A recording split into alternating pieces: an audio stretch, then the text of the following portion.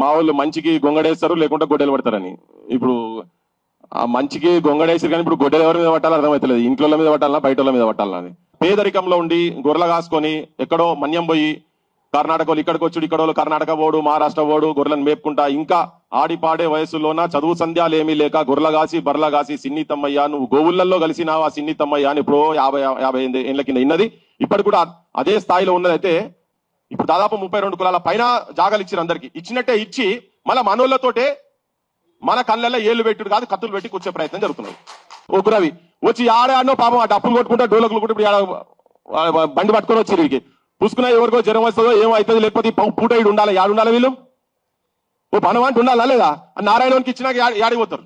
బీమార్ వచ్చే రోగం వచ్చే ఏదో ఒకటాయి. హాస్టల్ ఆడ కాకపోతే ఒక రీసెర్చ్ సెంటర్ పెట్టండి. ఎందుకు గొల్లోళ్ళు విజ్ఞానవంతులు ఎందుకు కాగలిగిరు?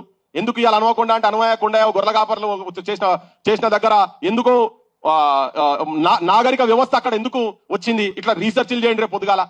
పిల్లలకు అందరికీ సహకారం చేసి ప్రపంచ స్థాయి విజ్ఞానవంతులను తయారు చేసినటువంటి కేంద్రాలను పక్కకు పెట్టి ఒక నారాయణ అటువంటి ఇన్స్టిట్యూట్ కు దీన్ని కిరాయికి ఇచ్చుడు, ఆ కిరాయి పైసలు వసూలు చేసుకుని సంగపోళ్ళు మరి వాళ్ళు తింటారా సమాజానికి పెడతారా తెలియదు. కానీ యువతరం కురుమోళ్ళు మొత్తం అందరు బయటికి వెళ్ళాలి.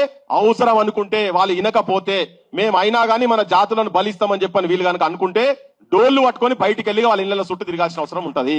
ఏ చేసినా ఎన్ని పైసలు సంపాదించినా విజ్ఞానవంతులు కాలేరు కనుక ఇవాళ ఒక అద్భుతమైన అవకాశము అక్కడ కోకాపేటలో ఒక భూమి ఇచ్చి ఒక షెల్టర్ ఇచ్చి మనోళ్ళందరికీ రేపు అవసరం అయితే ఒక పెద్ద కల్చరల్ సెంటర్ ఇవాళ ఒగురవి టీం అంతా ప్రపంచ స్థాయిలో పోయి మొత్తం ఎక్కడెక్కడో పోయి వాళ్ళు ప్రదర్శనలు ఇస్తున్నారు.